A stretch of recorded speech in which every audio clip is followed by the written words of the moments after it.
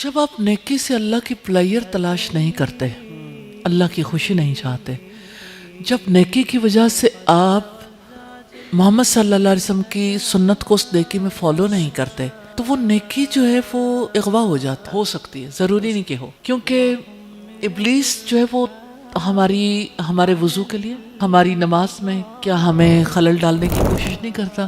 آپ لوگوں سے کتنے لوگ ہیں جو نماز میں ایکسپیرینس کرتے ہوں کہ ادھر ادھر کی باتیں بہت یاد آتی ہیں؟ میرا خیال ہم میں سے کوئی نہیں ہوگا جس کو خیالات نہ آتے ہوں، ہر کسی کو آتے ہیں۔ یعنی میں صرف یہ کہنا چاہتی ہوں کہ تجربہ ہر کوئی کرتا ہے نا، کہ حملے ہوتے رہتے ہیں، کہ انسان کے دل میں خیال آتے رہتے ہیں۔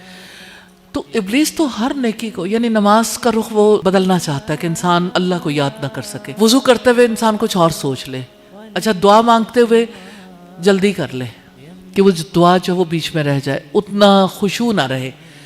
اور اسی طرح سے جیسے صدقہ کرنے لگے تو اس کے دل میں ریاکاری آ جائے۔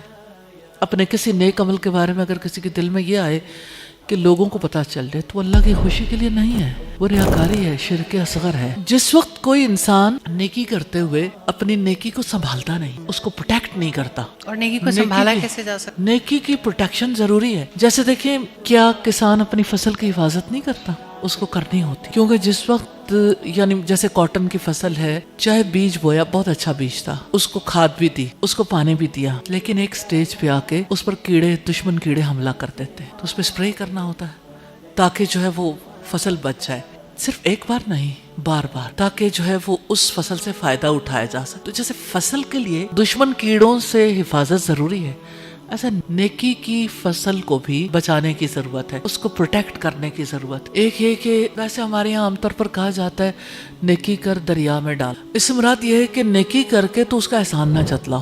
سم ٹائمز ایسا ہوتا ہے کہ انسان نیکی کے کام کرتا ہے، دوسروں کے سامنے اس کا اظہار بہت کرتا ہے۔ مثال کے طور پر جیسے گھر میں کام کرنے والے ملازم ہیں، اگر ان کو ایکسٹرا فیور دیے تو ان کو یاد دلائیں گے بار بار، تو وہ نیکی ضائع ہو جاتی ہے۔